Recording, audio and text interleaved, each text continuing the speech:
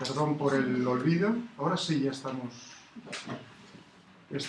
grabando mi voz y la voz vuestra, en el caso de las preguntas. Perdón por el olvido de haber empezado. Es simplemente, estábamos el otro día discutiendo este problema, si recordáis, que nos vino a colación cuando discutíamos el teorema del trabajo y la energía cinética.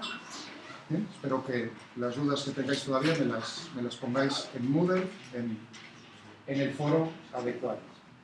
Bien, vamos a calcular entonces el trabajo total en la trayectoria que sigue esta partícula, que es, fijaos lo que estaba comentando, es importante, es un cuerpo puntual de masa m, porque aquí a la hora de calcular el trabajo total que realizan todas las fuerzas que están actuando sobre nuestra partícula a lo largo de su movimiento, pues por la definición de trabajo para cada una de ellas, al hacer el sumatorio de cada una de ellas, si veis en esta expresión aquí pongo el subíndice I de la fuerza I, pero aquí no he puesto un subíndice, bueno, lo pongo ahora, pero lo borraré, un subíndice diferencial, un subíndice I para el elemento infinitesimal a lo largo de la trayectoria diferencial de la trayectoria.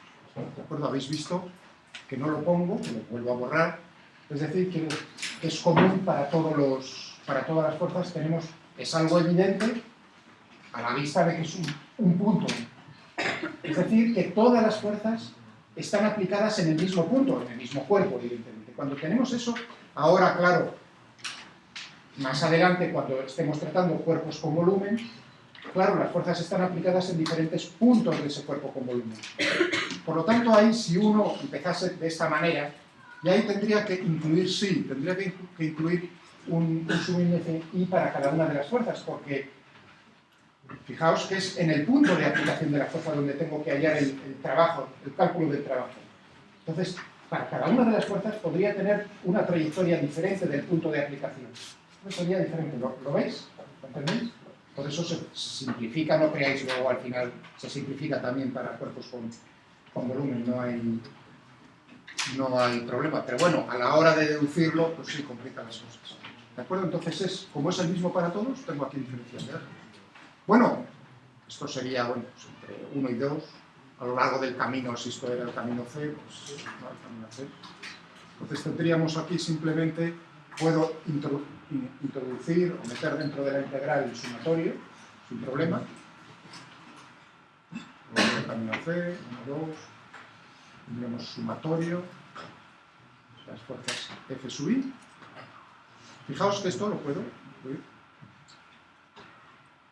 de esta manera. Lo puedo hacer, claro, pues, desde el momento, es el paréntesis sumatorio de las fuerzas, desde el momento en que aquí no tengo el subíndice. ¿Entendéis? Bien, esto es simplemente la fuerza neta. Es decir, que la expresión que voy a obtener es simplemente 1 hasta 2 a lo largo del camino este, pues, la fuerza neta.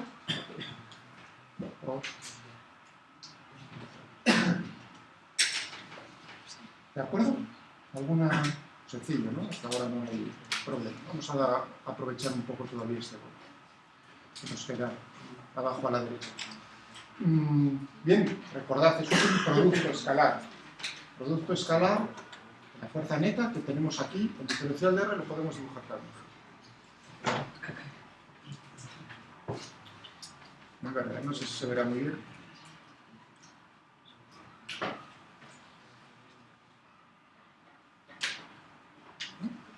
Diferencial de R. Hombre, supongo que todos tenemos claro que ese es un vector tangente a la trayectoria. Hombre, si uno piensa, es decir, pensad más fácilmente, creo yo, si pensáis en la velocidad siempre es tangente a la trayectoria, evidentemente es diferencial de R dividido por diferencial de T, la derivada, pues entonces tiene la misma dirección, el mismo sentido, liquidar. ¿Veis bien en azul? Sí, ¿no? El producto escalar de estos dos vectores. Es decir, que aquí lo que puedo hacer es simplemente la proyección, ¿no?, de este vector sobre la dirección tangencial. Esta es la dirección tangencial.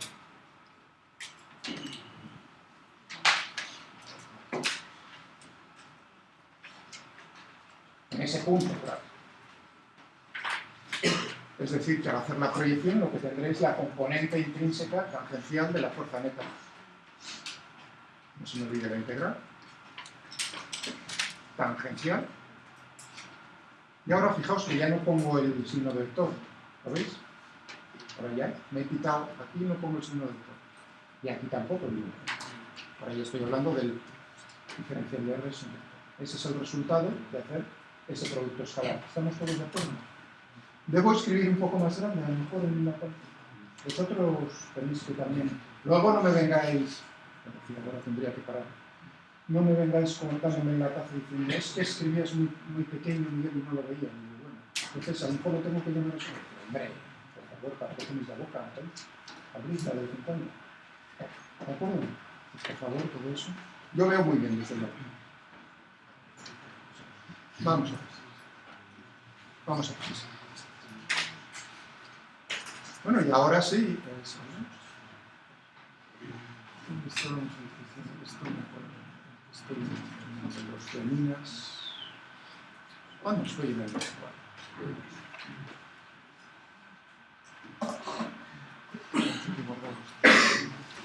Bien, eso aquí estábamos con esta expresión. Total, 1 a 2, tenemos aquí 2 a lo largo del camino de la fuerza neta tangencial de R.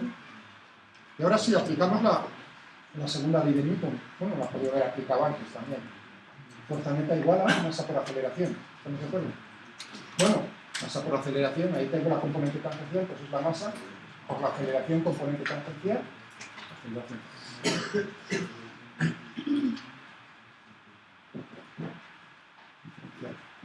Perfecto. No se me olvida. Bien, recordáis, ¿no? El otro día, precisamente este punto es para recordar un poco también cosas básicas del curso pasado, la formulación tangencial, cómo la podíamos poner. ¿Veis? Tenemos la derivada, ¿no? El módulo de la velocidad con respecto al tiempo. Y ahora uno, pues a la vista de esto,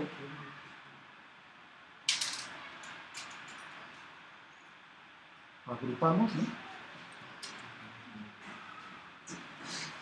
¿Y esto qué es? Esto no es nada más que ese va a ser el módulo de la velocidad. Cuidado, ¿eh? El módulo de la velocidad. Veis que no pongo su número. Entonces tenemos aquí integral 1, 2, menos 1, diferencial de 1. Y ahora, claro, ¿qué tenemos ahí? Tenemos un módulo entre 1 y 2, que era pues a la conclusión a la que queríamos llegar. Primero definimos esto como la energía cinética, ¿no? Y ya tenemos aquí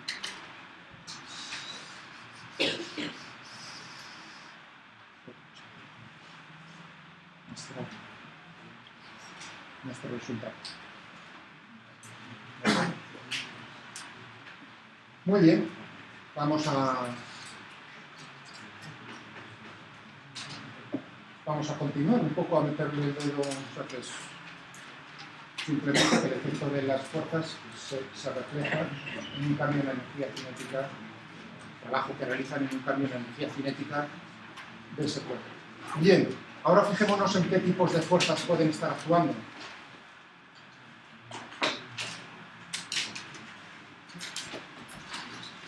Tipos de fuerzas.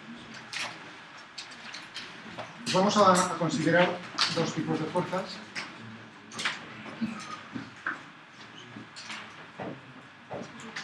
Unas las vamos a llamar conservativas. Claro, fijaos que estamos con lo de la energía. Vamos a ver energía mecánica, o sea, energía cinética.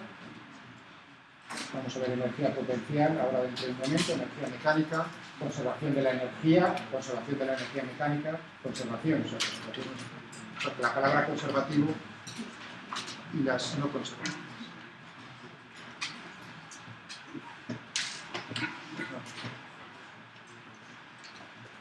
Muy bien, ¿cómo vamos a hacer esta esta clasificación?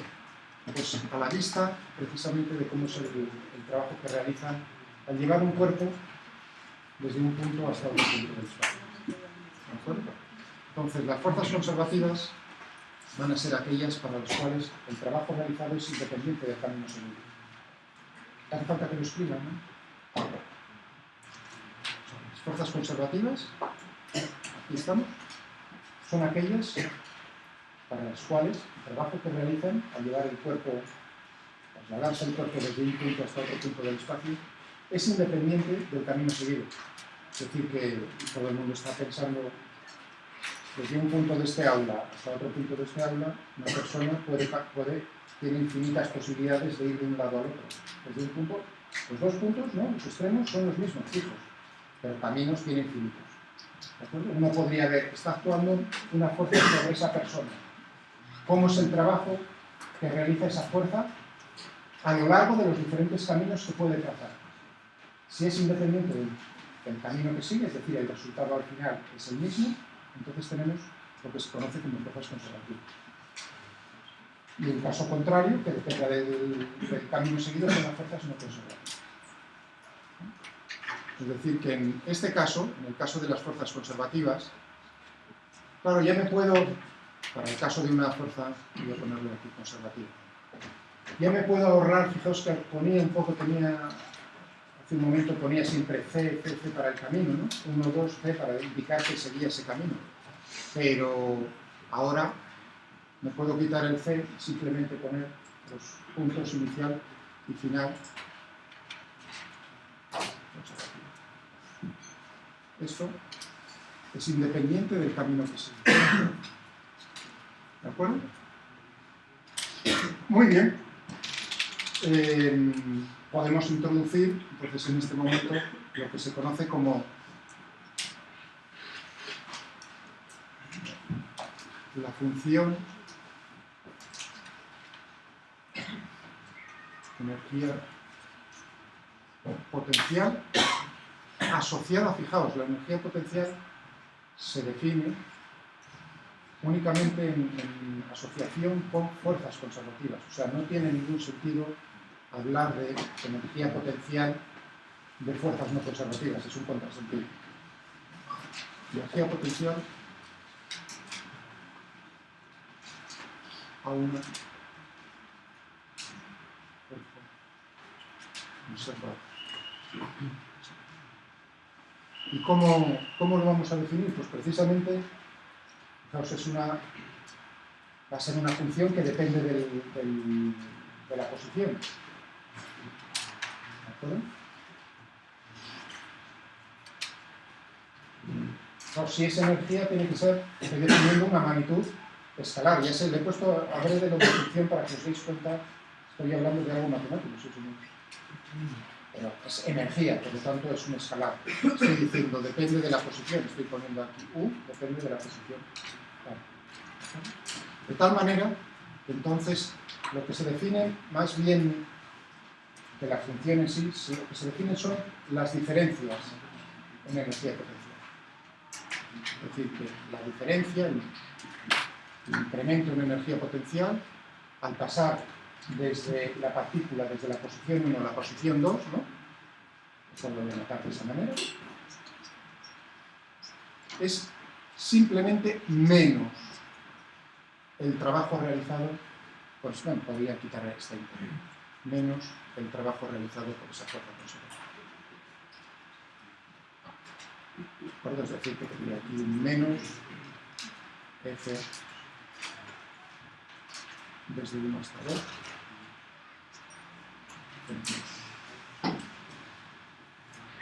¿Estamos de acuerdo?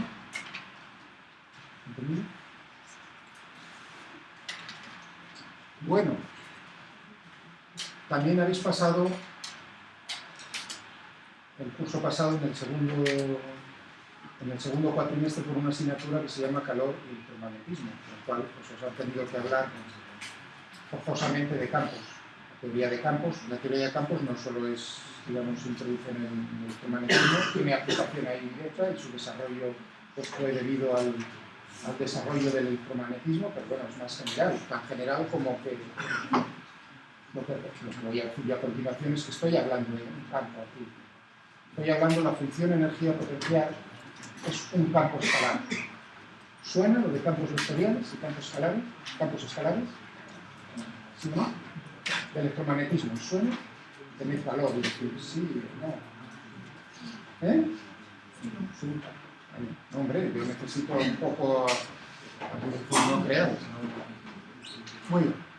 O sea, que es algo diferente para vosotros. Entonces, digamos, también, claro, habéis tratado con esto fijaos, energía potencial electrostática, potencial electrostático. O sea, estamos justo en el mismo, recordando eso que os hablaban en electromagnetismo.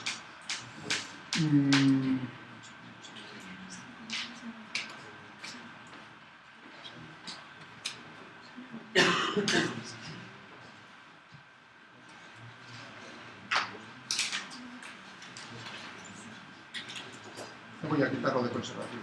Estoy refiriendo para no escribir el subíndice continuo. Esta parte conservativa. Bueno, bien, podría expresarlo. Fijaos que lo que se definen son, si os dais cuenta, son diferencias en energía potencial.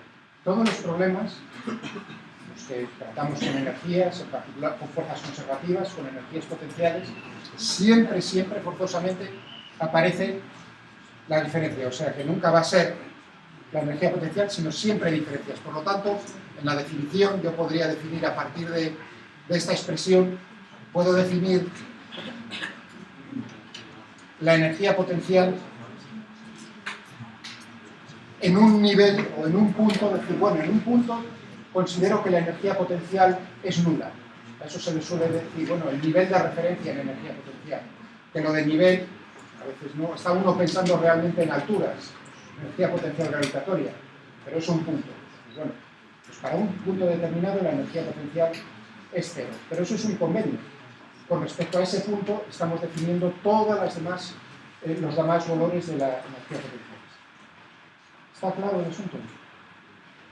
Es decir, que claro, al integrar aquí lo que obtenemos es una constante de integración. Otra forma de decirlo desde el punto de vista de las matemáticas. Pongamos esta expresión, bueno, otra forma, estamos con la forma integral a energías potenciales, otra forma de decir que una fuerza es conservativa es, ¿cuál sería? Para cualquier camino cerrado, el trabajo realizado con esa fuerza es cero. Para todos los puntos, para cualquier camino, fijaos, cuidado, para cualquier camino cerrado, en todos los puntos del espacio, el trabajo realizado es cero. Es una forma equivalente, muy chupado de demostrar a partir de esta expresión que nos gusta. Pero veamos cuidado, que vamos a ir a dar un paso un poco adelante. Bueno, a lo mejor os lo han, no lo sé, vamos a ver, ya me diréis ahora vosotros. O sea, esto es un campo escalar. Una magnitud física escalar. Todos sabéis entonces lo que es un campo. Lo estoy diciendo yo ahora, ¿no? Campos escalares, campos vectoriales, es simplemente pensar en una magnitud física que está definida en todos los puntos del espacio. Temperatura en este aula, por ejemplo, ¿no? Velocidades del aire, en este, ¿no? Aquí podríamos también, tenemos un campo, en ese caso sería un campo vectorial, son velocidades, ¿no? Simplemente es, esto sería un campo vectorial. ¿Vale? Bien. La forma diferencial.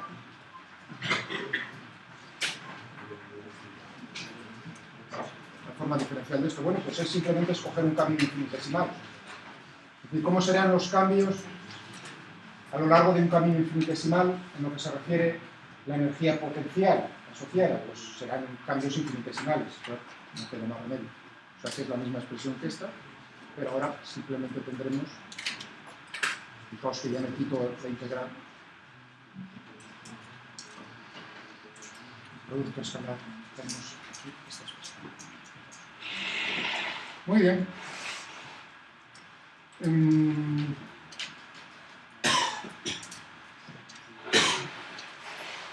Bien, ahora viene el momento de la verdad, es decir, estamos hablando de un campo escalar un campo vectorial.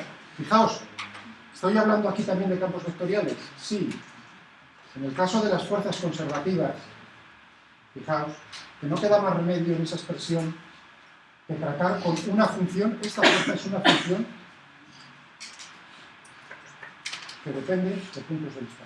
Está definida en todos los puntos de vista.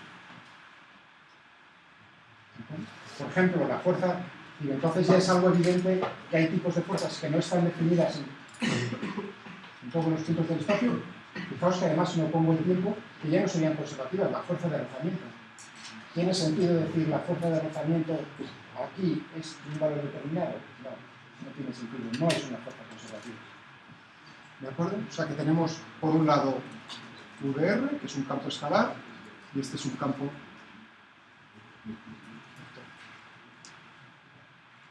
de fuerzas. Un campo vectorial. Y ahora viene una cosa que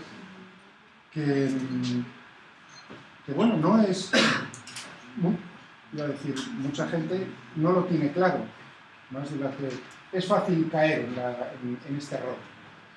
Es pensar, decir, siempre que tenga una fuerza definida en todos los puntos del espacio, es decir, cuando tenga un campo vectorial de fuerzas, entonces ese campo vectorial, esa fuerza, ese campo, es un campo conservativo.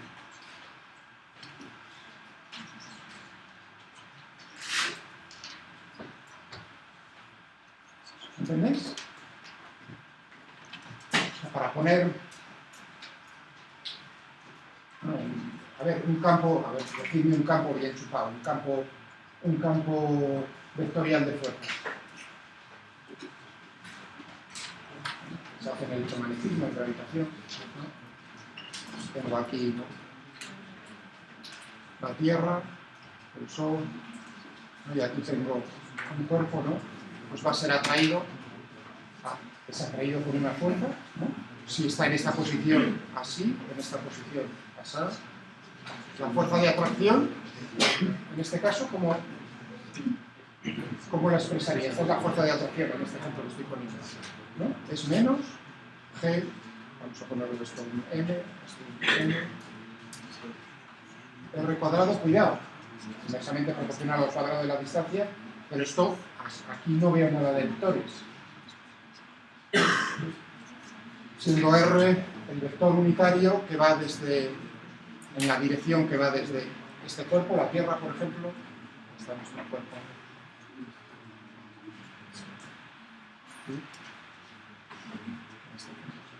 ¿Estamos de acuerdo? Este es un campo, entonces ahí tenéis un campo vectorial. Esto es en 3 dimensiones. Bueno, en una dimensión uno piensa en el muelle, ¿no?, de manera natural.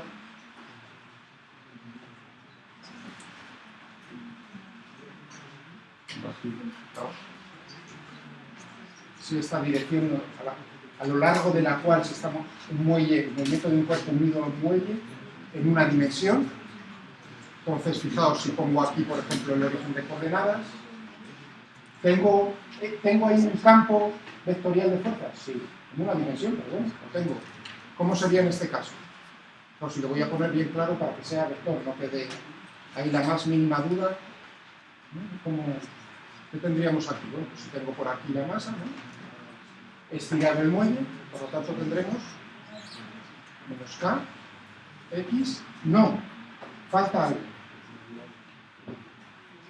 Falta algo. ¿Qué falta? ¿Ese es un vector? No es un vector. Vector unitario, estoy utilizando el eje X, pongo el vector unitario Y y liquidar, o sea que también. Bueno, entonces, lo mismo, estaríamos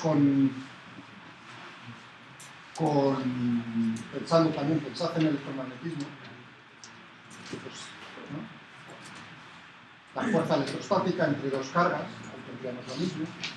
Tendríamos el campo electrostático que crea una carga. Fijaos, a esos campos, ¿no?, el campo eléctrico es un campo conservativo. Pero vosotros, o sea, cuando uno está todo el rato pensando, ¿no?, están definidos todos los puntos del espacio, entonces siempre que tenga ese caso, una fuerza de esa manera siempre va a ser conservativa. Es algo, una tendencia natural. ¿Es eso así? Es eso así.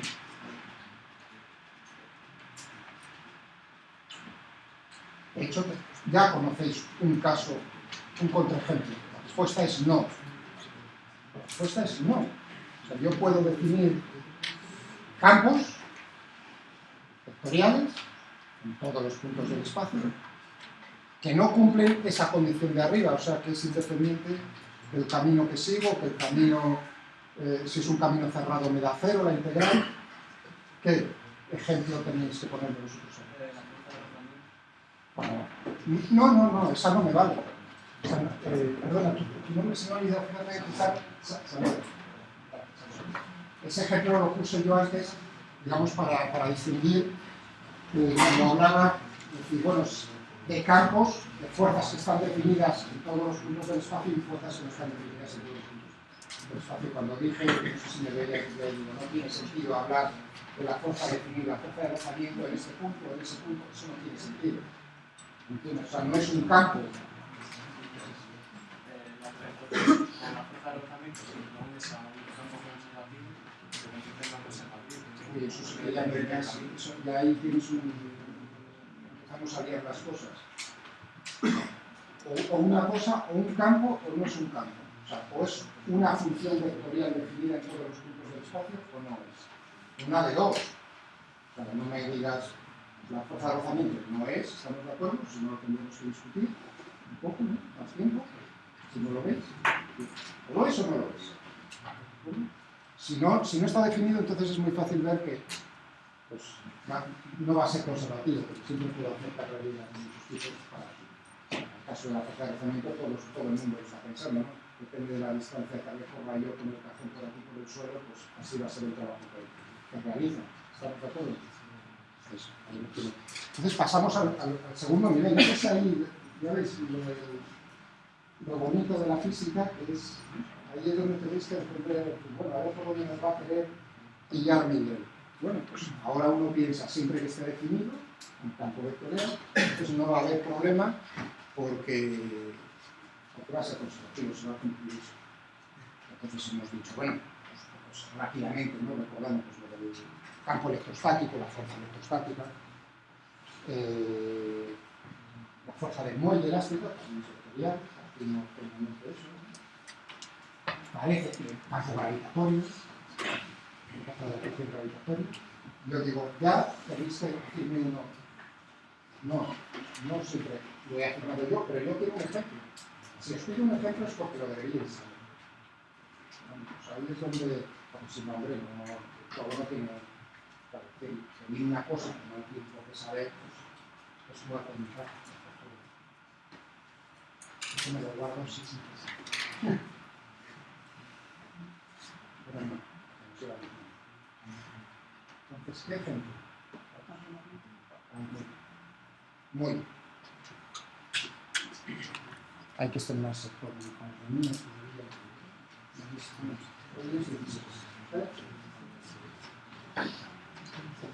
Muy bien.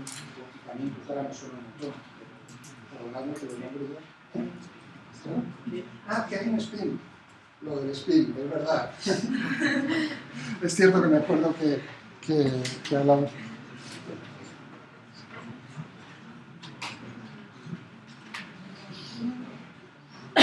Fíjate, ya te iba a poner spin sin la S.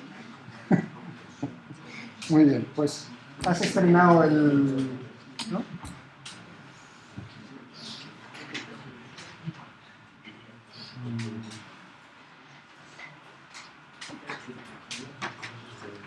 Es decir, que en la columna, ya lo sabéis, en la columna de respuestas de clase.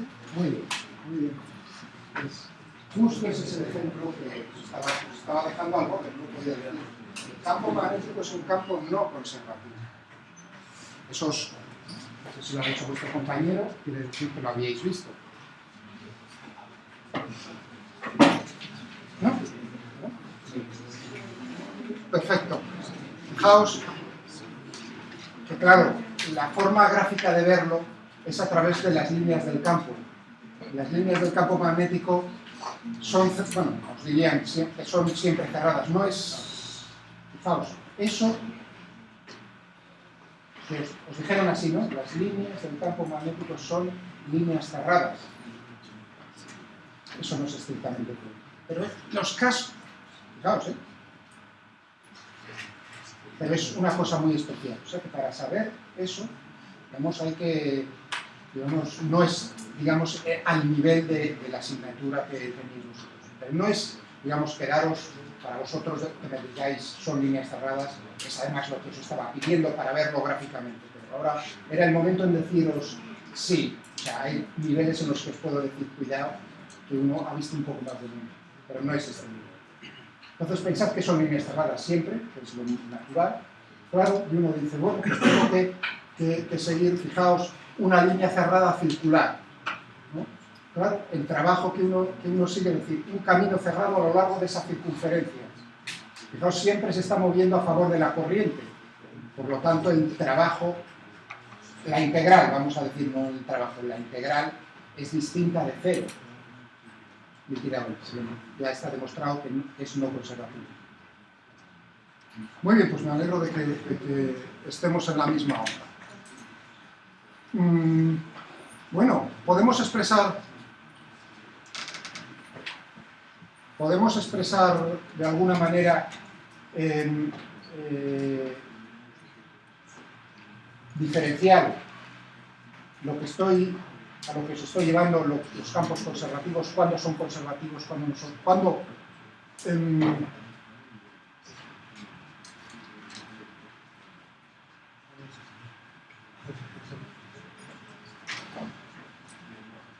campo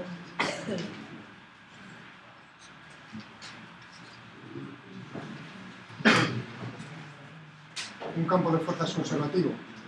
Pues sí, siempre y cuando, fijaos, esta es la forma fuerte. No, lo de las integrales, eso es, digamos, si es la forma, se suele decir, es la forma integral, iba a decir la forma chapucilla, es la forma integral. Siempre y cuando yo pueda encontrar una función en un campo escalar, de tal manera que mi campo vectorial es menos el gradiente de ese campo escalar. Fijaos, es un poco enrevesado. Siempre y cuando yo pueda encontrar un campo escalar que voy a llamar otra vez U, de tal manera que se cumpla, o como habréis visto también, ¿no? Menos, de esta manera,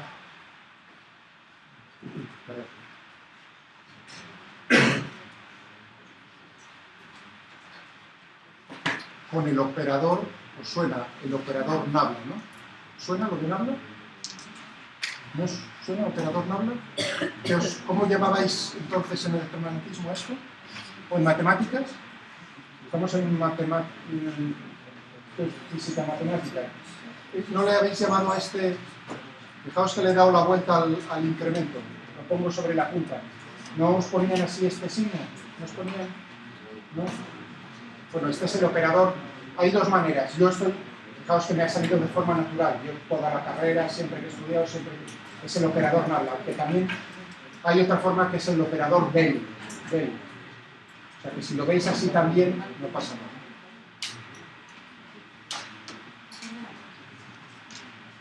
No. ¿De acuerdo? Muy bien. Y cómo, fijaos, el operador gradiente, fijaos que ahora estoy hablando de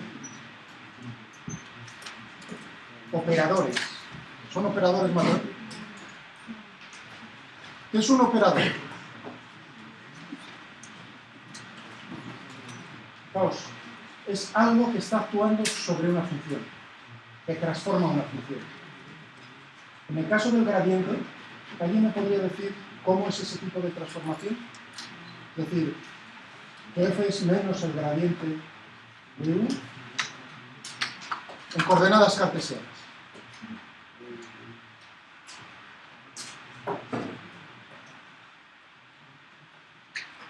En coordenadas cartesianas. Tengo que dar las reglas, ¿no? Es un operador. Yo digo, ¿cómo transforma? Es simplemente decir, las reglas de juego, las reglas de transformación son estas. En el caso del gradiente, voy a poner el signo menos. ¿De ¿De acuerdo? ¿Qué tendríamos aquí?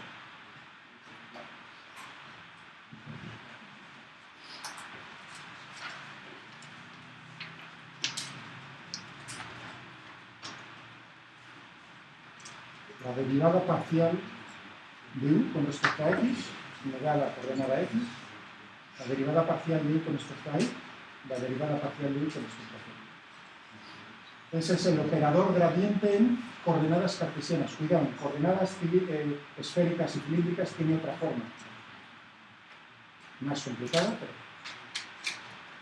no estamos en cartesianas. O sea que esto es, a mí me dicen, ¿cómo es u? Me dicen, hay el gradiente, cuidado, este es el gradiente, y ya lo tengo. Simplemente tengo que hacer las derivadas parciales. ¿Está claro? Entonces, la forma, es decir, F es una fuerza conservativa, sí, siempre y cuando yo pueda encontrar un campo escalar U, llamarlo de alguna manera, de tal manera que sea igual a menos el gradiente. Si se cumple eso, entonces se dice que es una fuerza conservativa, aún mejor, más amplio. O sea, el concepto es, ya veis que estoy fuerza, pero ahora voy a decir, se dice que es un campo conservativo. Imaginaos que no estoy hablando como en el caso anterior vuestro compañero Kevin, que dijo el campo magnético. Ahí no estábamos hablando de una fuerza, sino de un campo. Pues se dice que es un campo conservativo. Muy bien. Hay otros dos operadores que me imagino, ya que estamos aquí, que sí deberíais conocer antes de salir por la puerta. Si no os lo hacen en matemáticas, a lo mejor os lo harán en matemáticas, probablemente, o en el electromagnetismo, es lo natural, o en mi caso, en la mecánica. Uno de ellos es el gradiente, el otro es la divergencia y el otro es el rotacional.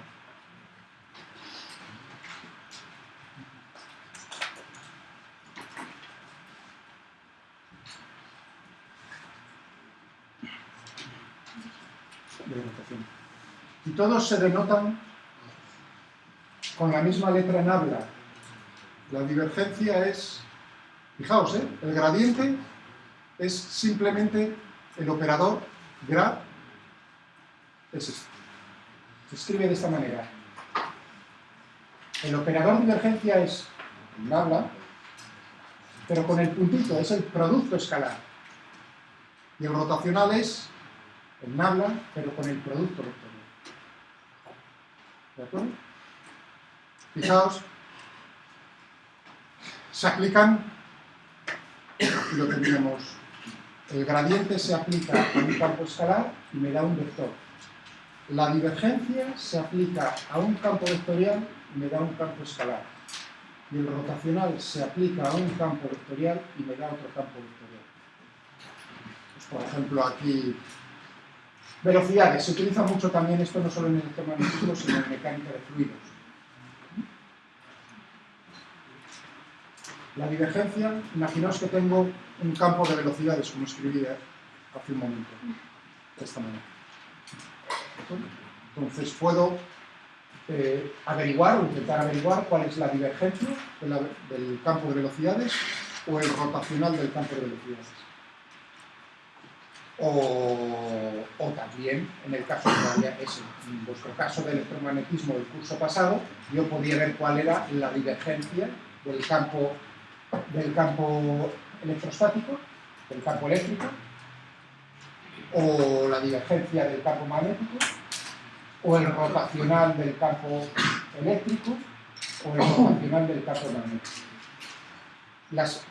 El sentido de estos operadores, es decir, la información que dan, lo mismo que el gradiente sí que os tiene que sonar, ¿no? ¿Os suena divergencia y rotacional? Eso quiero saber en el momento en el que... Eso es no. El gradiente, todo el mundo tiene una idea, yo creo, de cuál es el operador gradiente, ¿no? De manera natural uno piensa en topografía. Realmente está pensando en la energía potencial, gravitatoria. Pero bueno, pensad en la altura, os energías, ¿Qué me dice el gradiente? Si vosotros tenéis un mapa topográfico, decís, ¿cuál es el gradiente de este mapa topográfico? Calculas. ¿Qué información os da? Al aplicar, sí, o sea, es el rol de matemático. ¿Qué información da? Explicado de así una manera, la dirección en el espacio en la cual el cambio es máximo. Es decir, que si uno se pone en una montaña, en la ladera, en una montaña, si quiero subir por el camino, es decir, ¿cuál es la dirección por la cual subiría yo más rápidamente en ese punto de la ladera? Esa dirección, precisamente, es el gradiente. Vos ahí tenéis también el campo de alturas. O sea, que el gradiente tiene ese sentido. Fijaos, el sentido es siempre creciente. Cuando se le pone un menos, quiere decir que, bueno, la dirección es la misma, pero en el sentido de creciente. Todos tenéis ese lío, el gradiente, crecer, ejemplos binaturales. Yo creo que eso es algo que no decís ni palabra, pero ni que sí ni que no, o si las cosas, ¿no? Es muy natural oír hablar, oye, ¿cuál es el gradiente de temperaturas? O el gradiente de presión. Muy natural, pero es a la hora del mapa de tiempo, ¿no? El gradiente del mapa de horas. Ahí tienen cuando dice, bueno, los vientos van a ser muy fuertes, las líneas están muy juntas, ahí lo que tienes es un gradiente de presión muy grande. Fijaos, la información acerca de la... He hablado de la dirección del sentido, pero tiene módulo. Fijaos que la información que me está dando es la derivada, ¿no? Cambios, fijaos en el numerador, U, dividido por cambios en el espacio. Es decir, que me está dando información de cómo cambia una magnitud física por cada, iba a decir, por cada metro que me estoy moviendo. ¿Entendéis? Por mirar la longitud. Entonces, al hablar del gradiente de temperatura, imaginaos, en esa pared hay 283 Kelvin, y hay 273 Kelvin. Y hay 10 metros. El módulo, ¿cuál es el gradiente de temperatura? Pues uno diría, el resto y dividido por 10 metros. Ese es el gradiente de temperatura, el módulo. La dirección es lo que hemos discutido hace un momento. ¿Sería el mismo gradiente de temperatura que si en vez de la diferencia de 10 Kelvin que he cogido como ejemplo, en vez de 10 metros, si resulta que es en 5 metros? Fijaos, es la misma diferencia de temperatura, ¿no? Bien, no he cambiado nada, pero sí he cambiado la distancia. Por lo tanto, el gradiente ha aumentado.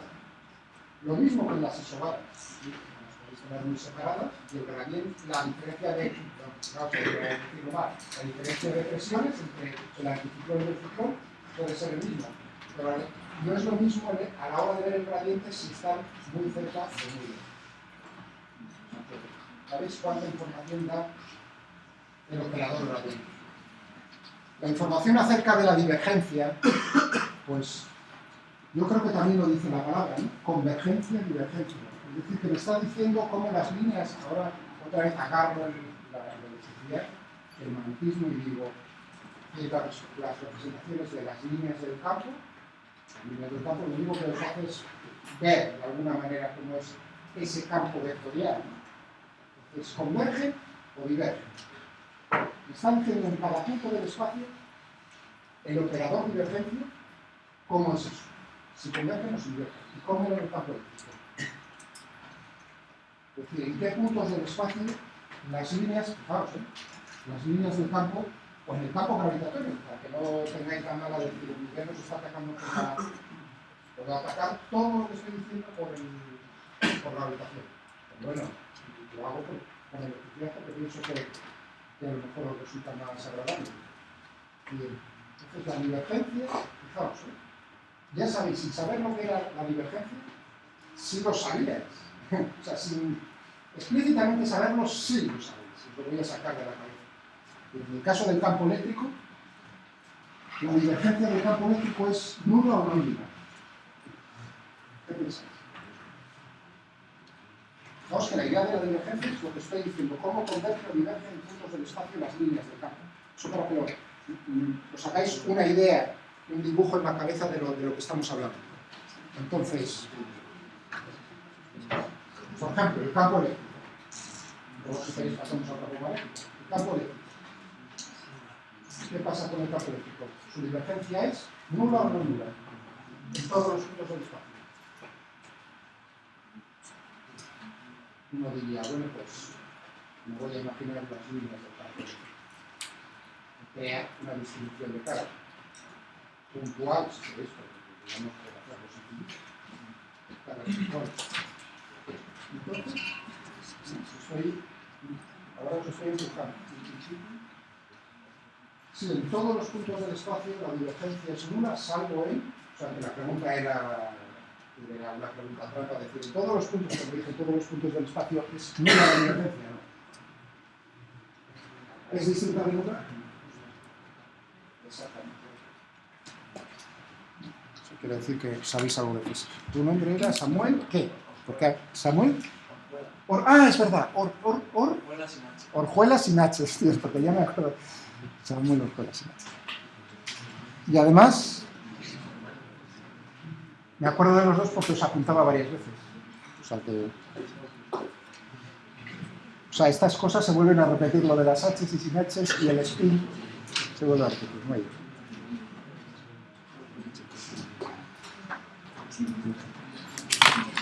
Perfecto, muy bien, Samuel. Entonces, precisamente, claro, y lo sabéis, en la ley de Gauss, ¿dónde aparece la divergencia? La ley de Gauss. Lo que pasa es que os enseñan ahora sí sé algo de la ley de Gauss para la gravitación. Existe la ley de Gauss para la gravitación. Lo mismo que la ley de Gauss para el magnetismo. Vamos a hacer problema que no den solo electricidad. Nosotros os han enseñado la forma integral. Pero ya os estáis imaginando decir, lo mismo que cuando hablábamos del gradiente de fuerzas conservativas, teníamos una forma integral y una forma diferencial del gradiente, pues lo mismo tenemos en la ley de Gauss. Que la ley de Gauss, pues lo que tiene es precisamente la divergencia del campo eléctrico es igual, o es proporcional, vamos a poner lo que acaba de decir vuestro compañero, precisamente a la carga eléctrica. Bueno, más bien a la densidad de la eléctrica.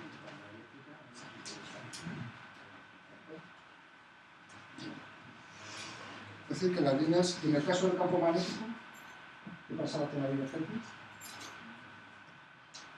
Otra vez es la misma pregunta. ¿Habéis visto? Otra vez os digo, tenéis que pensar en las líneas del campo. Entonces, en el caso de la electricidad teníais dónde comienzan o dónde terminan las líneas del campo, olvidaos del infinito, en las cargas, porque acaba de decir vuestro compañero Samuel. Ahí convergen o divergen. Si es positiva, salen, o sea que convergen en el no, si son negativas, divergen, si son positivas. En el caso del campo magnético, os hablaron de las leyes de Maxwell, o sea, realmente esa es una, claro, os tendrían que decir entonces la ley de Gauss, pero para el magnetismo es precisamente que era 0 capa 0. Por lo tanto, la divergencia es 0 en el caso del campo. Eso de que no tienen, cuando decía son líneas cerradas, digamos, y es general, bueno, no es mal decirlo, pero es precisamente eso. La divergencia no, digamos, no hay un origen, no hay un fin, en el caso de las líneas de campo magnético. Bien, bueno, ya que estamos con eso, es decir, sería muy fácil, ¿sabríais decirme cómo es el operador divergencia, cómo habría que hacerlo matemáticamente? Fijaos una cosa, aquí tengo gradiente aplicado en U. Fijaos, uno diría, pues realmente el U lo saco fuera, ¿no? Aquí fuera, lo voy a escribir ahora, y lo que me queda es la derivada parcial con respecto a X, derivada parcial con respecto a Y, derivada parcial con respecto a Z. Es decir, que el operador nabla es un vector un poco raro, en el sentido de que tiene componentes, pero no son componentes que uno pueda agarrar, porque es simplemente una derivada parcial, luego la aplicamos. Bien. Bueno, entonces, os parecerá natural si digo las líneas del campo gravitatorio dónde convergen y divergen, cómo es la divergencia del campo gravitatorio. Pues es lo mismo que en el campo eléctrico, es decir, donde tengo cuidado, pero ahí es diferente en el sentido de que no tenemos cargas positivas y negativas. Siempre convergen en los puntos donde tenemos densidad volumétrica de masa. O sea, el asunto. Bien. Vamos a ponerlo entonces aquí.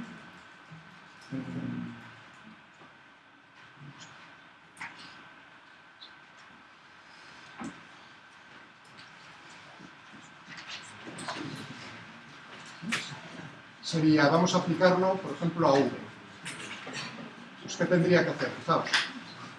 El producto escalar de dos vectores.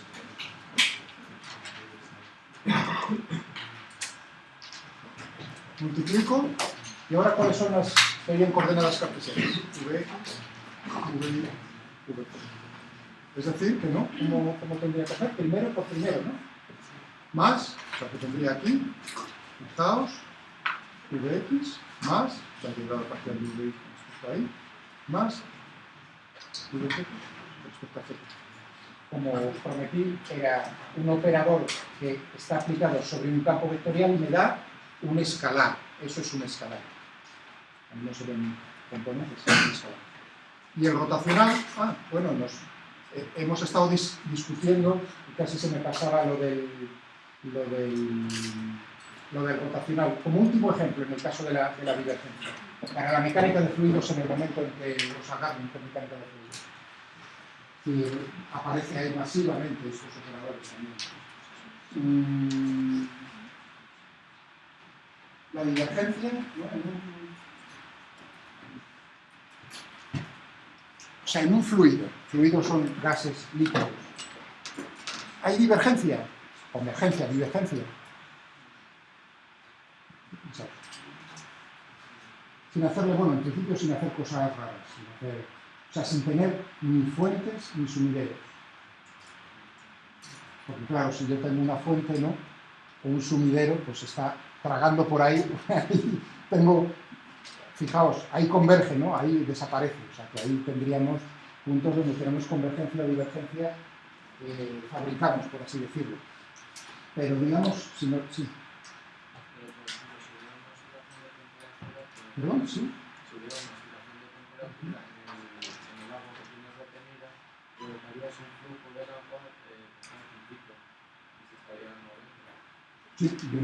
Sí, yo estoy hablando de fluidos en movimiento, hombre. Quiero decir, paraos también me vale, pero estoy hablando en general de fluidos en movimiento. Entonces, en un fluido en movimiento estáis pensando en el agua, perfecto, no hay ningún problema, en un líquido, en un gas. Puede haber puntos donde estoy inyectando un gas o lo estoy quitando agua del, ¿no? Tengo un depósito en la bañera, o sea que cuando hagáis eso en la bañera, levantéis el tapón, ahí tenéis un sumidero, sink, del inglés. En alemán, sinken. Fijaos, qué fácil es aprendérselo, siempre es la misma. Entonces, es lo mismo. Pero ahora olvidémonos del tapón, o sea, no hago cosas de esas, lo muevo, piti, muevo con la mano, o el viento, como mueve el agua. Entonces, ¿cómo es ahí la divergencia en un fluido? Bueno, pues simplemente os estoy adelantando un poco para que no tenga ayuda en ese momento. Bueno, si el fluido es incompleto,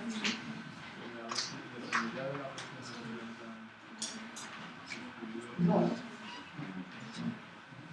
porque ahora veas el comportamiento, es un problema muy complicado la mecánica de fluidos. Es lo siguiente que voy a tratar, para que pueda grabar bien la voz. Si no, no te lo es lo siguiente. El agua como ejemplo, un ejemplo muy bueno, cualquier líquido, pero bueno, pensemos en el agua, es un fluido incompresible. Quiere decir que si tú lo aprietas, no cambia su volumen. ¿Puede haber diferentes presiones dentro del agua? Hombre, claro que las hay. Si uno bucea, lo sabe perfectamente. Es exactamente incompresible. No hay ningún fluido que sea totalmente, perfectamente incompresible. Es como lo de los cuerpos rígidos, sólidos rígidos. ¿Es eso existe? Eso no existe en la naturaleza. Ni el diamante, ¿entendéis? O sea, son aproximaciones que hacemos, bueno, los líquidos que son bastante buenos, digamos que esa aproximación es muy buena. Pero eso no quiere decir que no haya diferentes versiones. Bueno, pues la cuestión, ahora ya nos vamos acercando un poco, es si el fluido es incompresible, y no le hago perrerías de quitar tapones o echar agua por otro lado, entonces la divergencia es cero. La divergencia, cuidado de qué, que no se me olvide, del campo de velocidades. La divergencia del campo de velocidades en un fluido incompresible es cero. En los viscosos también. Da igual, sea viscoso o no viscoso. Da igual. Sea viscoso o no viscoso, ahí ya ves que vuestro saca el cañón y hace bien. O sea, el juego, no sé si estabas ese día, el juego conmigo es una caja de hielo. Ese es el permiso que os doy, o sea, pregunta. ¿Entiendes? No, da igual, ya lo veréis en su momento, que da igual que sea.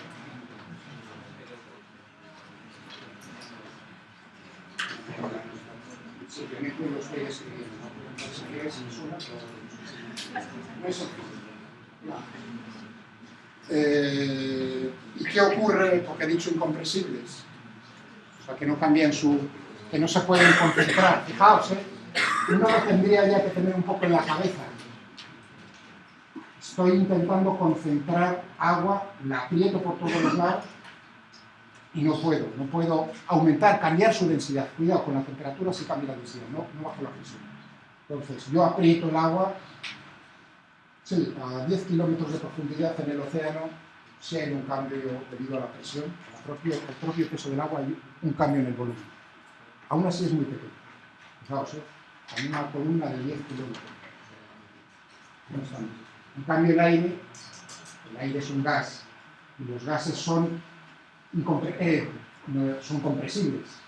Aunque bueno, bajo ciertas condiciones, si a alguno le da por terminar la carrera de ingeniería mecánica y dedicarse a hacer la vida más difícil de los aeronáuticos, no es tan difícil, si dedicarse a eso, pues verá, es decir, simulaciones de fluidos alrededor de alas y bueno, cuando es una buena aproximación considerar el aire un fluido incompresible. Fijaos, es un gas, y el gas, bajo la presión, lo puedo comprimir, siempre y cuando nos encontremos a velocidades no cercanas a la velocidad del sonido.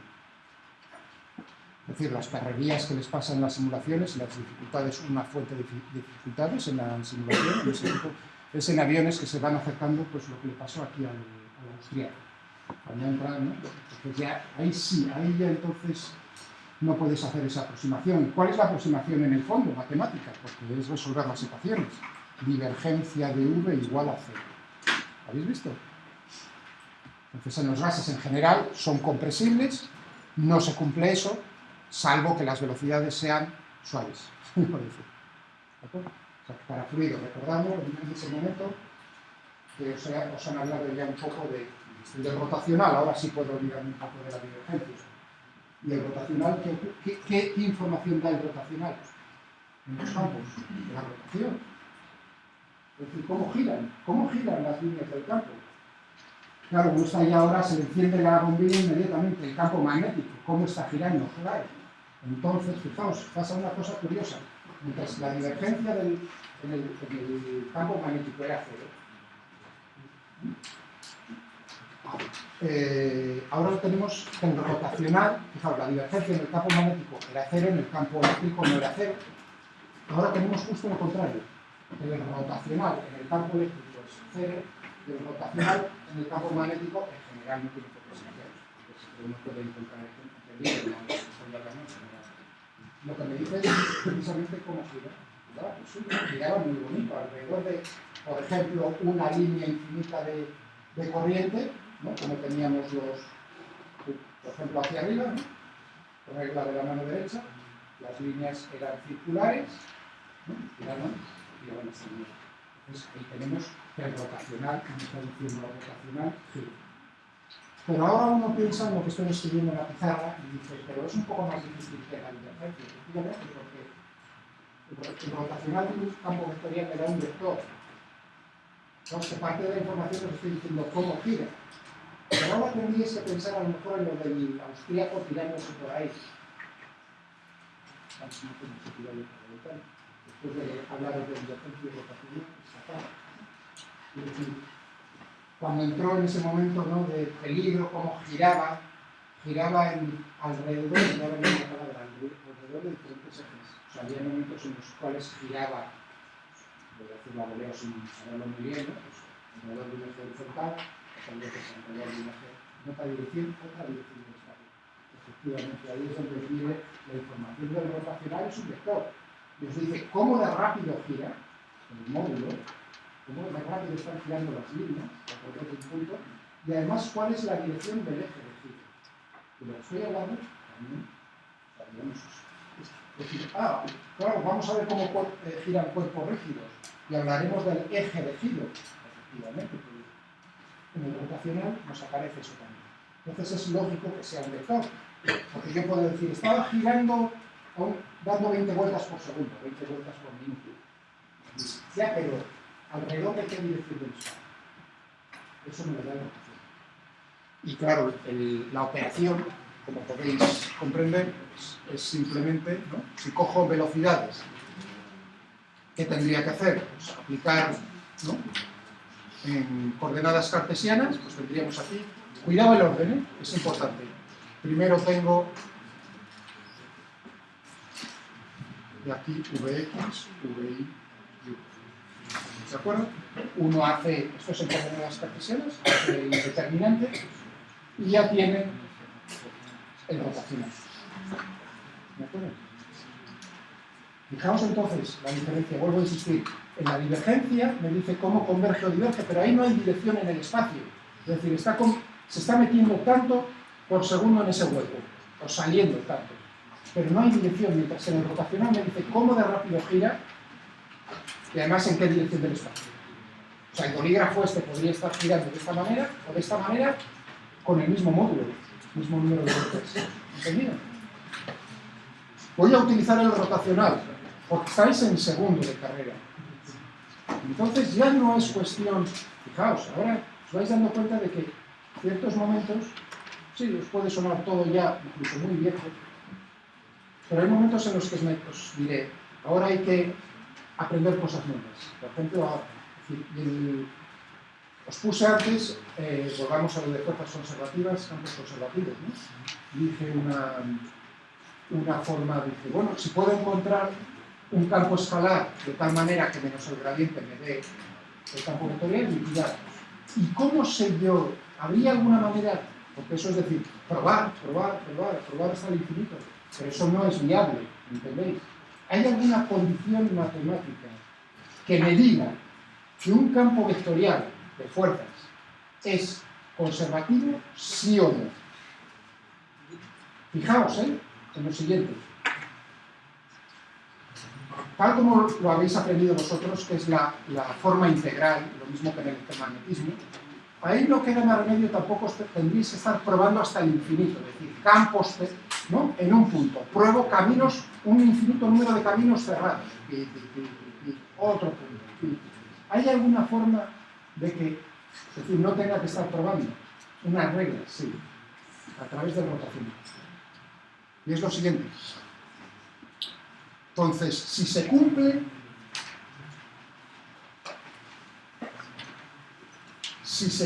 que el rotacional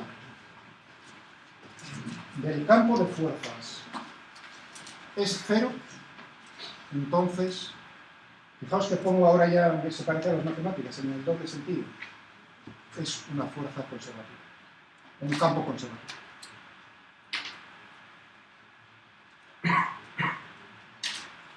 Fijaos. Entonces, el rotacional del campo eléctrico era cero, sí, efectivamente, en el campo. Y esta operación, pues uno la puede, fijaos, la puede realizar y comprobar que sale cero para todos los puntos del espacio. Si resulta que para algún punto del espacio no es cero, entonces ya sabéis que ese campo de fuerzas es no conservativo, o hablando en general, ese campo vectorial es no conservativo. Y ahora digo, ese es todo vuestro nivel, Sí, porque ahora nos vamos a Boston.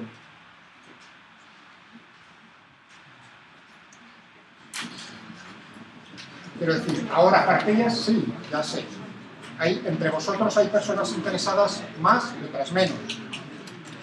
Entonces, yo soy el manager, el que os orienta. Este curso no lo tengo puesto en mecánica, pero bueno, habrá que ir metiendo algo nuevo, porque si no... Vamos a ver. Estos son los cursos, estos escolar, el de matemáticas. Bueno, yo recomendaros, son una preciosidad. Lo mismo que los de, fijaos que os digo, los de física, Walter Lewis y estos que método, que son, ¿no?, un compendio de varias cosas. Este es, digamos, para vuestro nivel ya es, digamos que esto ya lo deberíais saber, está bien. Cálculo de varias variables y ecuaciones diferenciales. En particular, estoy yo hablando ahora todo el rato, estoy hablando de este curso.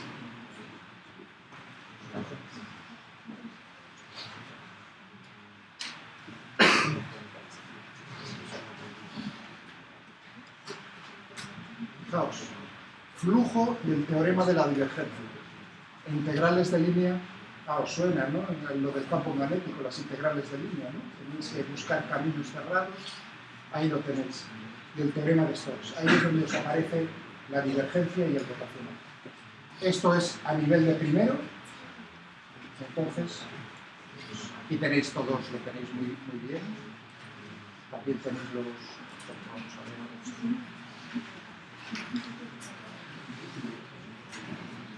a ver. En inglés. Eso fijaos, eso sí es el rotacional. Se dice rotacional en inglés, no. Mientras que la divergencia sí es lo mismo, parecido. Aquí tenéis, esto es curl, es el rotacional.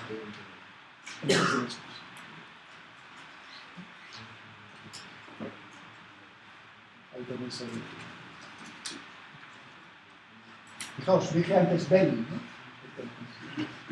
Muy bien. Eso es la base. Si alguno quiere ampliar, entonces, mi comentario es que alguno quiere ampliar, digamos, en esto de, o en su momento, cuando llegue la mecánica de fluidos, tocho, infumable, además no puedo asegurar, es, digamos, seco como el sol. Porque está plagado de esto. Peor que el electromagnetismo, peor. Es muchísimo peor. Entonces, oye, ¿dónde puedo yo recordar o dónde puedo aprender bien este tipo de cuestiones en la carretera que a lo mejor no vienen explicadas con tanto detalle? ¿Qué tenéis aquí? ¿Vale?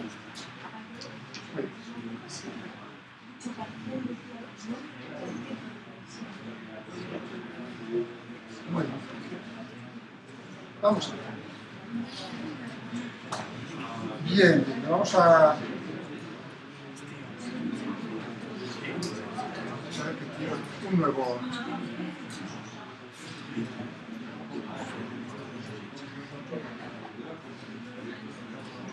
Entonces, volvamos un momento, vemos el comienzo de donde hemos partido, que era el teorema.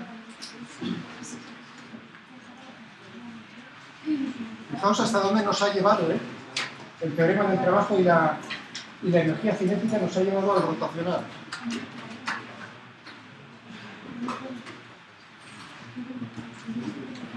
Teorema del trabajo y la energía cinética. Bueno, vamos a ver cómo esto nos va a llevar a... rápidamente.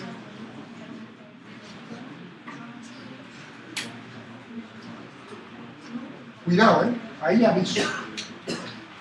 Una vez que veamos esto, tengo previsto hacer, eran 3 problemas que tenía en mente.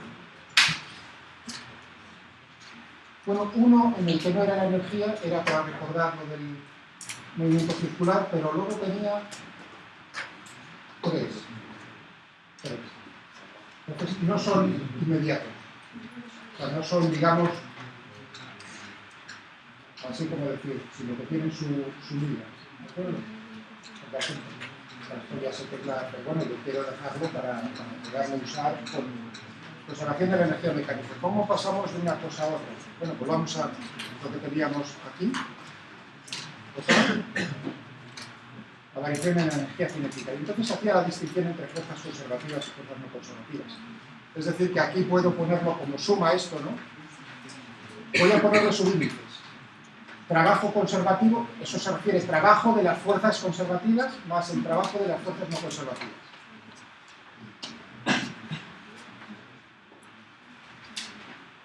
Igual. Es decir, que están actuando varias fuerzas, unas son de una manera, otras son de otra. ¿De acuerdo?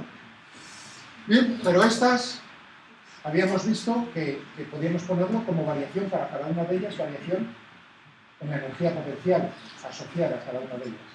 Es decir, que aquí podemos poner menos, recordad el signo menos la variación en la energía potencial.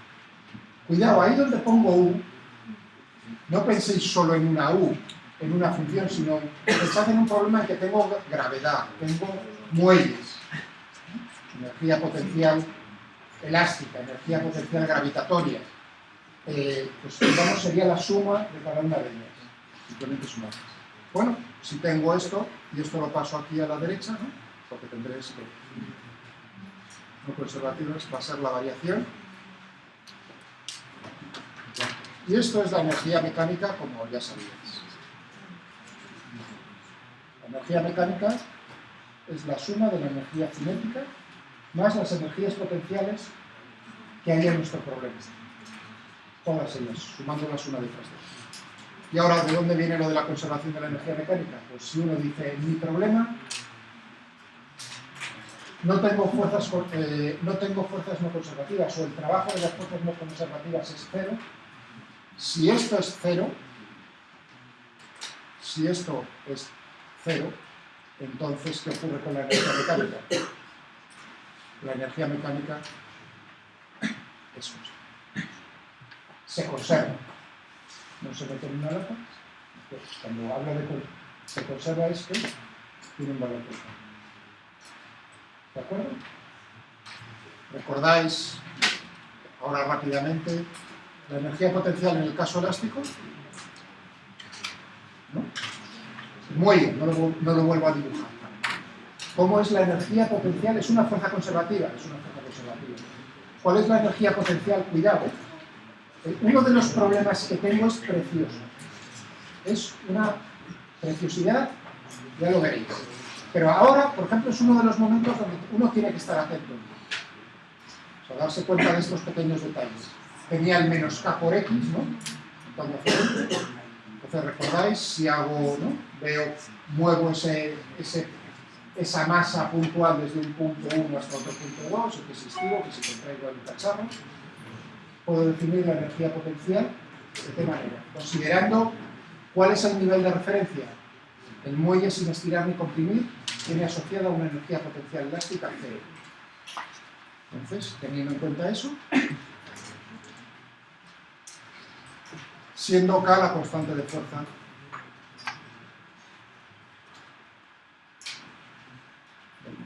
claro, eso os machacarán ahí por esas cosas en resistencia de materiales. Bueno, un medio de KX.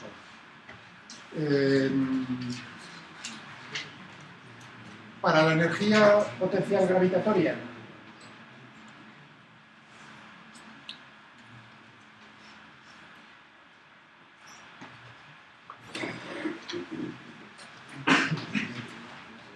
en general, caso tenemos la Tierra atrayendo cuerpos a su alrededor, ¿cómo es la función energía potencial gravitatoria?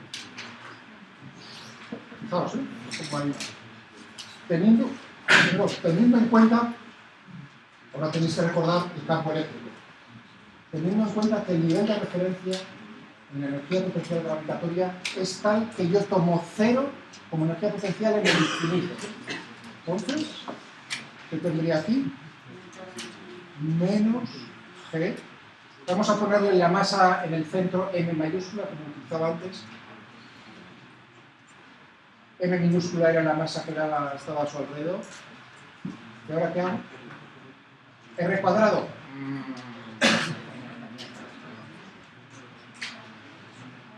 R, bueno, vamos a dejar así, R total. Bueno, estamos aquí, son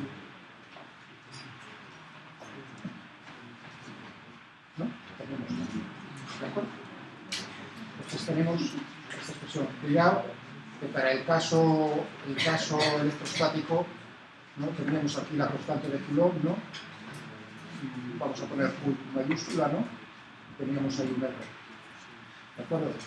Fijaos que ahí tengo un más, arriba tengo un menos, porque en el caso electrostático teníamos cargas positivas, o sea, tanto repulsión como atracción. Si consideramos, fijaos, problemas, si consideramos lo que os sabéis ahora, decir, oye, pero yo me había aprendido lo de la energía potencial gravitatoria como MGH. ¿No? Considero un nivel de referencia, digo, a esa altura la energía potencial gravitatoria vale 0, por encima es positiva, por abajo es negativa, ¿de acuerdo? Aquí tenemos este nivel de referencia, H positivos, ¿no? H negativos, esta que puede ser positiva o negativa. Cuidado, fijaos que la energía potencial puede ser positiva o negativa, dependiendo, ¿no? No tiene por qué ser positiva como la energía cinética. Entonces, bueno, pues en vez de H podría utilizar Z, si queréis, como Z. Entonces aquí lo que estaría considerando esto es Z igual a 0. ¿Entendido?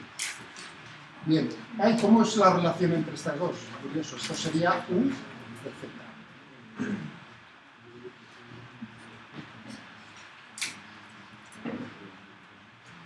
Una es un caso particular de la otra, ¿no? En la de abajo estoy considerando la aceleración de la gravedad como uniforme.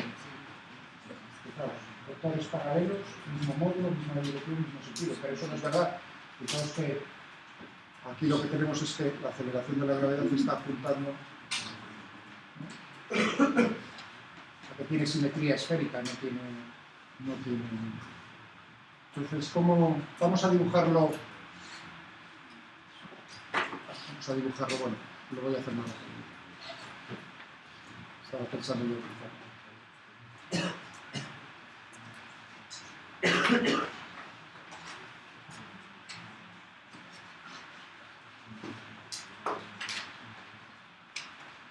Vamos a cogernos esta expresión. A ver si soy capaz, hermano. Un poco de hacerlo. Esta es, fijaos, esta expresión es lo que estoy dibujando yo. Si cojo esta otra y considero cargas del mismo signo, tendría cargas del mismo signo, cargas de signo diferente. Atracción, repulsión. Bueno, fijémonos aquí en la atracción, campo gravitatorio. ¿Qué relación hay entre esto y esto? Fijaos, yo estoy a una distancia, no sé, R mayúscula. Estoy en ese punto. Realmente lo que estoy haciendo es simplemente hallar la línea recta tangente a esta curva en ese punto. Es decir, lo que estoy es haciendo un desarrollo en serie de Taylor, así de simple, alrededor de un punto. Pues, si considero R mayúscula, estamos en la superficie terrestre, R mayúscula, radio terrestre, pues entonces lo que tendría es simplemente esa es la relación, es decir, es una aproximación. Lo real es la curva que tenéis, lo aproximado es precisamente hacer el desarrollo en serie. Bueno, viene un comentario importante también aquí, referente a la energía potencial. ¿A qué tienden? O sea, esa frase tan manida de decir, todos los cuerpos tienden en su movimiento a tener energía potencial mínima, más baja, a que decrezca, ¿no? ¿Y eso? O sea, eso debe decir, ¿por qué es eso así?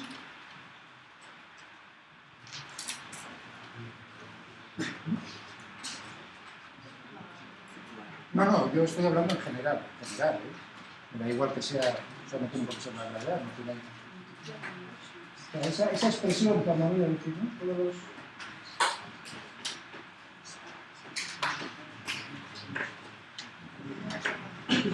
Vamos a hacerlo en una dimensión, si me permitís, porque ya veis en 3 dimensiones se utiliza el gradiente. En una dimensión el gradiente se me transforma en una cosa más sencilla. ¿De acuerdo? Vamos a hacerlo en una dimensión. O sea que teníamos ahí, fijaos, vamos a ver, teníamos voy a hacerlo en una dimensión, lo que tendríamos aquí sería menos f. Fijaos, en una dimensión solo tengo la componente x por diferencial x.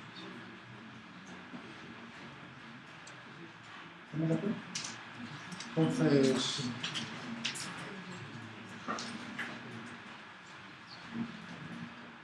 fijaos que realmente lo que estoy poniendo aquí es el gradiente, solo una componente, pero lo que tengo es el gradiente.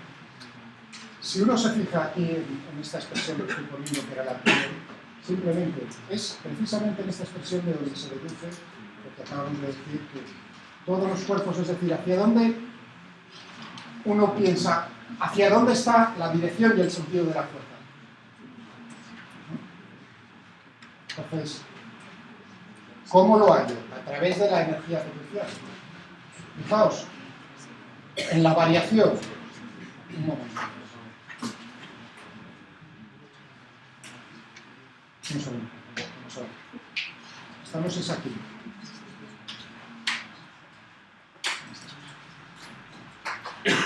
O sea, el cuerpo, en principio, si está en reposo, vamos a poner esa condición, si está en reposo, yo lo dejo en esa posición, ¿hacia dónde tenderá a moverse? Evidentemente en la dirección y en el sentido en el que está la fuerza.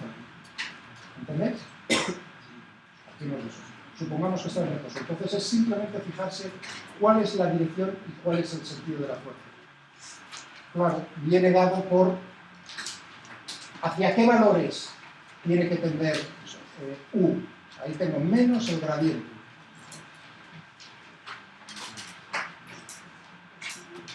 Vamos a poner otro dibujo. Vamos a hacer otro dibujo.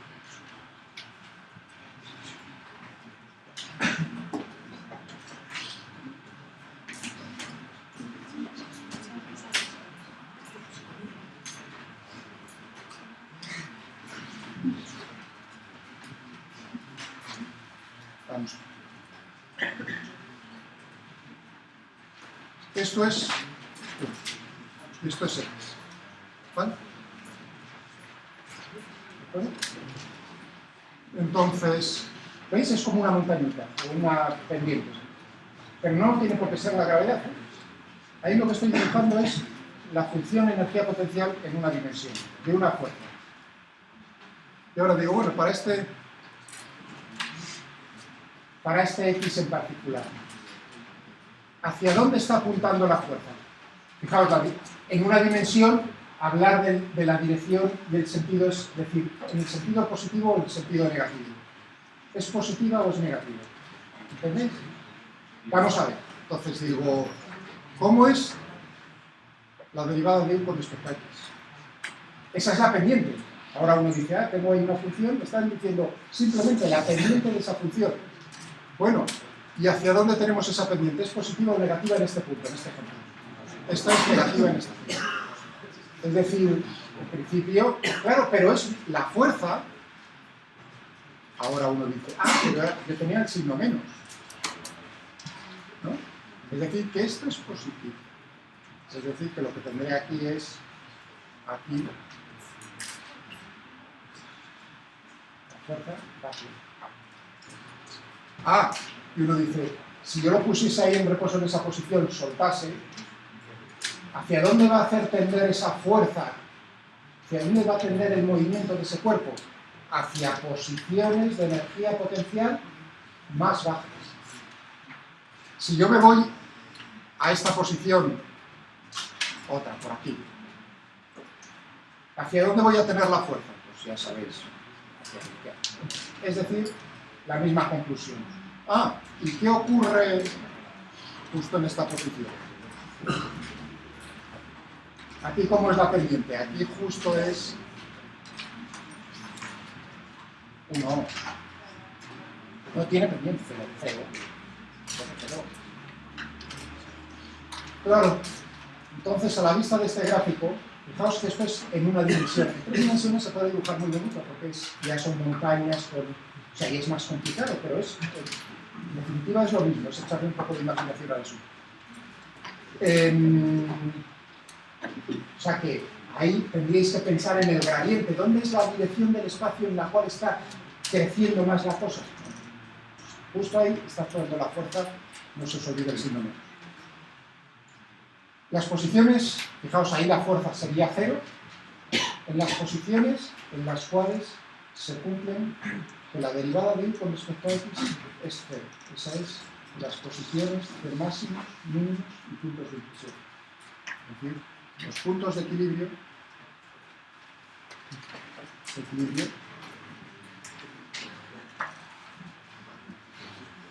es cuando tenemos eso.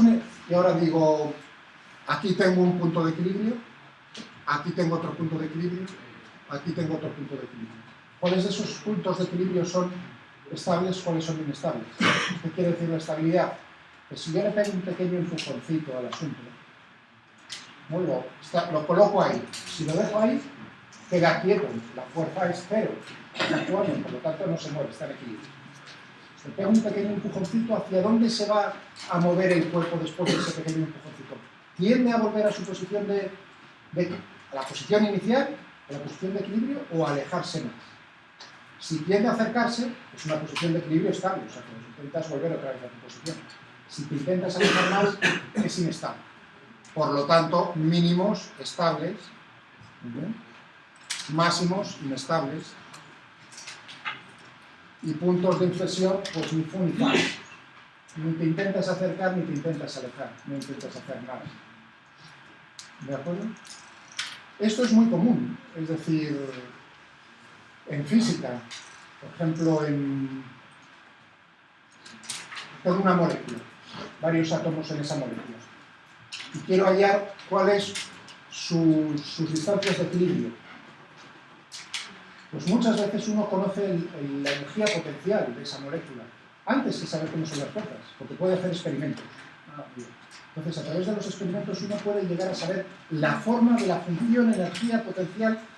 Pensad en una diatómica de 2 átomos, por sencillez, ¿no? Podría ser más. Uno puede llegar a saber antes, parece curioso, uno sabe antes de la fuerza cómo es la energía potencial. Y entonces te preguntan, primero, ¿cómo es la fuerza? Liquidado, tenéis ahí, menos la derivada, o menos el gradiente. Oye, ¿y cuáles son las distancias de equilibrio? Porque esa molécula tendrá una distancia de equilibrio. ¿Cómo la hallo? Exactamente aplicando lo que acabáis de ver. Es más, vamos al microondas, se puede saber más. Y en una posición de equilibrio estable, el cuerpo, si yo le pego un pequeño empujoncito, suelto, va a oscilar. Volverá a pasar, pero como tiene energía cinética, se alejará y va a oscilar.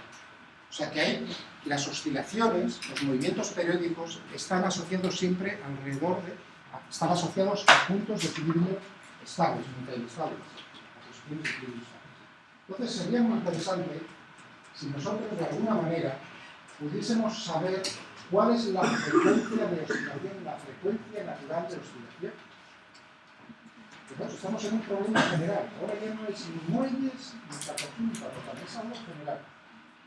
Aplicado en un caso particular, oye, sería muy interesante que yo en esa molécula diatómica no solo supiese cuál es la distancia de equilibrio, por la cosa más complicada, vamos a pensar en una, sino que además supiese cuál es la frecuencia natural de oscilación de vibración, pues ahora ya digo, oscilación de vibración es lo mismo. ¿Cómo vibra esa, uno está pensando en 2 bolas unidas a un muelle? Exactamente. ¿Por qué es muy interesante? Porque si nosotros queremos hacerle una carrería en el microondas, eso es lo que se hace, lo que os estoy contando es precisamente cómo funciona el microondas. Lo que se hace es precisamente entrar en resonancia, buscando las frecuencias naturales del agua. Entonces, le está forzando en esa frecuencia natural. El agua oscila, digamos, de manera natural, le gusta oscilar con esa frecuencia, con ese periodo. Si tú empiezas, con esa frecuencia lo que haces es que las frecuencias sean cada vez mayores, más grandes, más grandes. Y claro, esa energía de vibración se manifiesta en la temperatura. Por lo tanto, eso es lo que la carrería que se hace. Entonces, entender microondas es entender este problema. Entender esto. Sería Entonces es muy interesante saber ahora bien, para pequeñas oscilaciones, ¿cómo sería la frecuencia natural de oscilación del pulsar? ¿Podríamos alguna idea? A ver, ahí es donde alguna idea. Ayudado. A ver. ¿Perdón? Nada, estoy en un caso general. Estoy obligando a pensar en eso. Tengo una fuerza que se pone en mi cuerpo, sobre el cual está actuando una fuerza que es conservativa, que tiene asociada una energía potencial, que acabo de dibujar como me ha dado la gana, así. Busco, hemos entendido la expresión esa de por qué tiende a ocupar posiciones de energía mínimas, entendemos cuáles son las posiciones de equilibrio, cuáles son las posiciones de equilibrio estable, y ahora digo, bueno, pero un paso más allá. Y ahora, ¿cuál es la frecuencia? Por ejemplo, en ese pozo se les llama, ¿no? Esa es la forma de hablar natural de los físicos, cuántica. Es decir, este es un pozo de potencial. Bueno, esto sería una barrera de potencial. Cuidado, de manera clásica para vosotros que sois ingenieros, baja, ¿no? Eso es broma. No, todavía tengo que tirarme de verdad. Es decir, es imposible que si un cuerpo tiene, ahora pensad en lo siguiente, yo lo dejo aquí desde el reposo, pueda pasar de alguna manera a este otro pozo de potencial. Este otro pozo de potencial también existe, es de menor intensidad, pero también existe. ¿De acuerdo? Si uno diría, pues, tiene que estar oscilando justo al mismo nivel. Claro, la energía mecánica total es energía cinética más energía potencial. Si yo estoy diciendo, aquí lo dejo partir desde el reposo, ¿cuál es la energía mecánica? Precisamente ese valor. Energía potencial más energía cinética, que es cero. O sea que yo sé, ahí trazaría una línea horizontal y todo lo que hay por debajo, por ahí que puedes no reconocer nada. Y nada de nada. Y eso es lo que diferencia, digamos, el caso. Voy a hacerlo un poco más pronunciado, porque si no, no estaría tampoco diciéndolo correctamente. O sea que no. Imaginaos, voy a hacerle un poco más pronunciado esto. Imaginaos eso. Y yo tengo.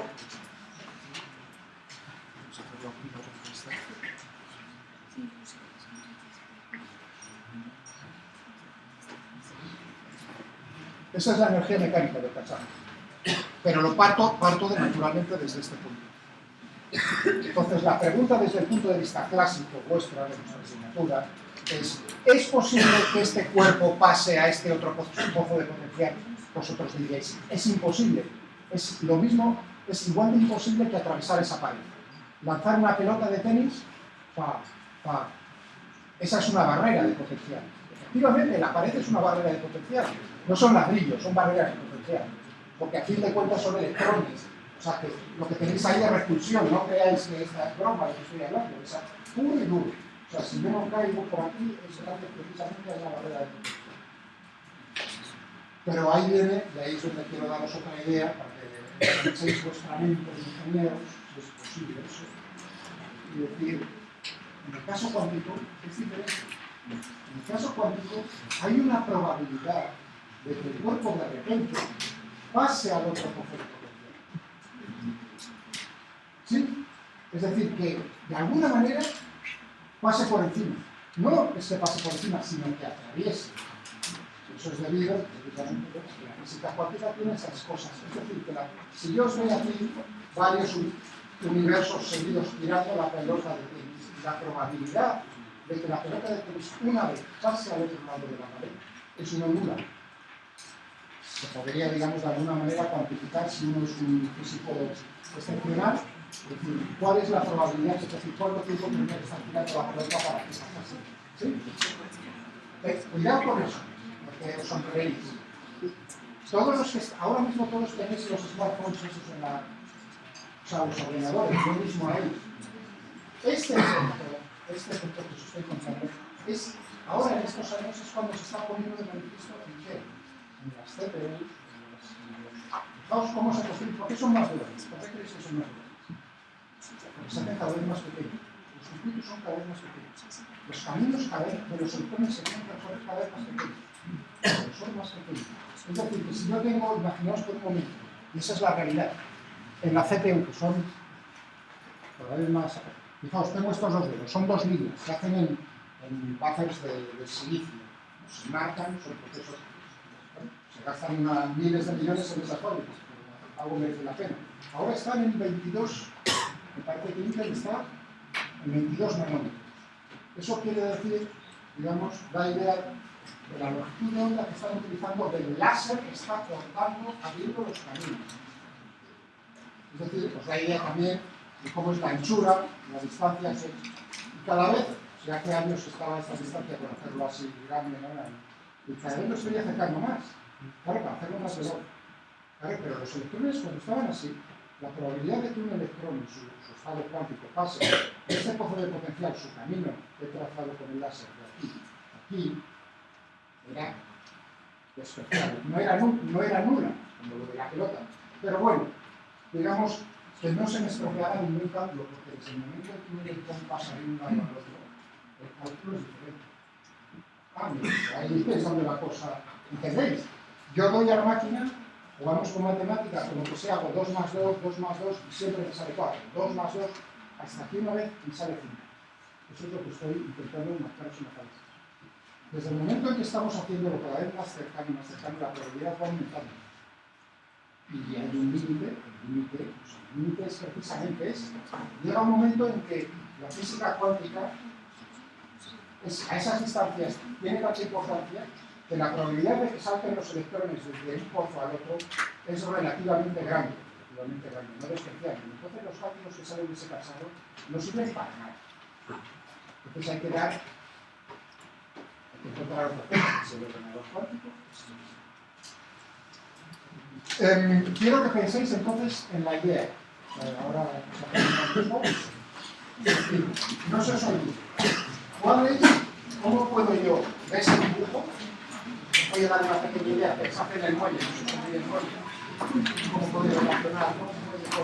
¿Por qué digo el muelle? Porque el muelle es el movimiento armónico simple, en el fondo. Y lo que estoy pidiendo es el movimiento armónico simple, ¿no? Ahí lo dejo.